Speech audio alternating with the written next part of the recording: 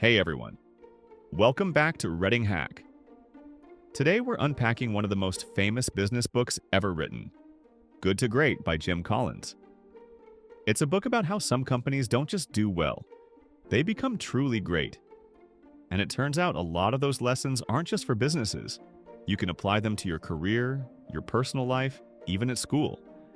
So in this video, I'm sharing 10 powerful lessons from Good to Great, breaking them down in simple terms with real-life examples you'll relate to. Let's jump in.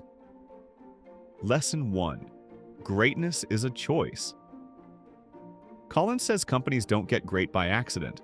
They make a decision to get better. Same goes for people. For example, at work, you might feel like you're stuck in the same position for years. But the moment you choose to learn a new skill or volunteer for a tough project, you start moving toward your own version of greatness.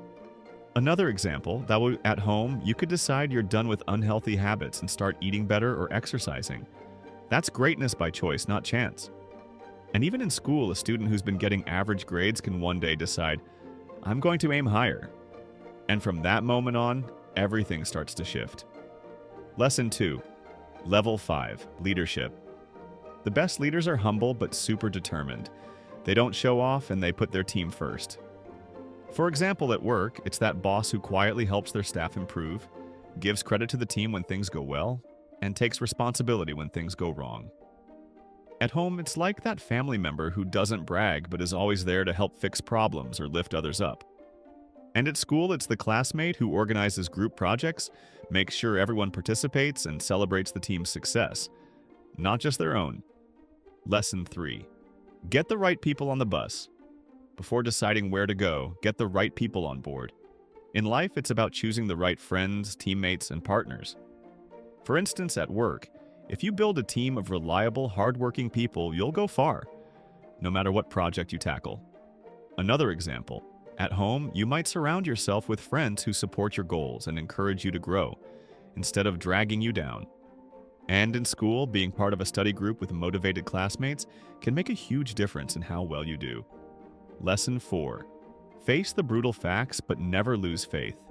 Great companies confront reality head-on, but still believe they'll succeed. At work, if a project's going badly, don't pretend everything's fine. Be honest about the problems, fix what you can, and trust you'll pull through. At home, if money's tight or things aren't going well, admit it, make a plan, and stay hopeful.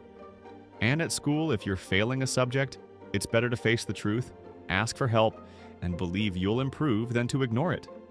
Lesson 5. The hedgehog concept. This one's cool. Collins says great companies focus on what they're best at, what they're passionate about, and what drives their results. For example, at work, maybe you're great at customer service and love helping people. Focus on that, and you'll probably get noticed for it. At home, you might be the one everyone turns to for advice. Lean into that strength. And in school, if you're passionate about art and pretty good at it, don't waste all your time trying to be amazing at sports too. Focus on what you naturally shine at. Lesson 6. A culture of discipline.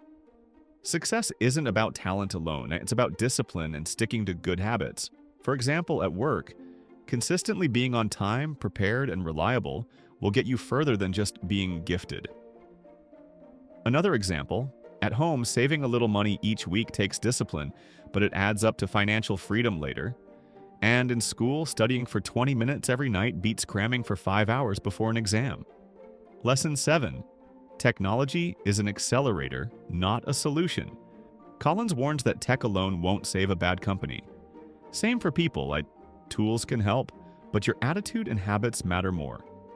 For instance, at work, fancy software won't fix a disorganized team. Good habits and leadership will. At home, buying the latest fitness watch won't get you in shape unless you actually move. And at school, a fancy laptop won't make you a great writer if you don't put in the effort to practice. Lesson 8. The flywheel effect. Success builds slowly at first, then faster once momentum kicks in. For example, at work, those small wins, like improving a process or winning a client, eventually snowball into bigger successes. At home, starting with one small healthy habit can lead to a lifestyle change over time. And in school, improving your grades little by little turns into overall academic success before you know it. Lesson 9. Stop doing what doesn't work. Great companies don't just add new things, they stop wasting time on unproductive activities. For example, at work, if endless meetings aren't helping, cut them. Focus on what moves the needle. At home, if a daily routine makes you miserable, switch it up.